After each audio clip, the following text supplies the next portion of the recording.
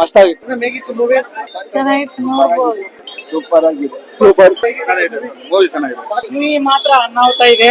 ಇದನ್ನ ಬೀಟ್ ಮಾಡಕ್ KGF 3 ಬರಬೇಕು. ಇಂತ ಮೂವಿ ನಾ ಎಲ್ಲಿ ಜೀವನದಾಗೆ ನೋಡಿಲ್ಲ. ಅಂತ ಸೂಪರ್ ಮೂವಿ. ಅಲ್ಲು ಅರ್ಜುನ್ ಪ್ರತಿ ಸೀನ್ ಪ್ರತಿ ಶೀಟ್ ಮುಂದ್ಗಡೆ ಕುಣಿಸ್ಬಿಟ್ಟ. ಮತ್ತೆ ಕನ್ನಡದವ್ರು ವಿರೋಧ ಮಾಡಬಾರ್ದು, ಕನ್ನಡಿಗರು ತುಂಬಾ ಒಳ್ಳೆಯವರಿದ್ದೀವಿ. ಯಾಕಂದ್ರೆ KGF ಬೇರೆ ರಾಜ್ಯಗಳಲ್ಲಿ ಹೋಗಿ ಕೋಟಿಗಟ್ಟಲೆ ಗಳಿಸಿದೆ. ಬೇರೆ ರಾಜ್ಯದ ಮೂವಿ ಕೂಡ ಇಲ್ಲಿ ಬಂದು ಕೋಟಿಗಟ್ಟಲೆ ಗಳಿಸೋದು ಏನ್ ತಪ್ಪಿಲ್ಲ. ಅಲ್ಲು ಅರ್ಜುನ್ ಇಂತ ಸೀನ್ ಅವನಿಗೆ ಮಾಡಕ್ ಸಾಧ್ಯ ಇಲ್ಲ ಅನ್ಸುತ್ತೆ ನಂಗೆ. ರಿವರ್ಸ್ ಸೂಪರ್ ಡೂಪರ್ ಸೂಪರ್ ಆಗಿದೆ, ಚೆನ್ನಾಗಿದೆ. ಕೊಡ ದುಡ್ಡು ಏನ್ ಮಾಸ ಕ್ಲೈಮ್ಯಾಕ್ಸ್ ಫೈಟ್ ಫುಲ್ ದುಡ್ಡು. ಸೂಪರ್ ಆಗಿದೆ, ಚೆನ್ನಾಗಿದೆ. ಮೂವಿ ಚೆನ್ನಾಗೇ ಇತ್ತು. ಅಲ್ಲು ಅರ್ಜುನ್ಗೋಸ್ಕರ ನೋಡ್ಬೋದು ಅಷ್ಟೇ sir. Film first half second half ಎರಡು ಚೆನ್ನಾಗೈತೆ.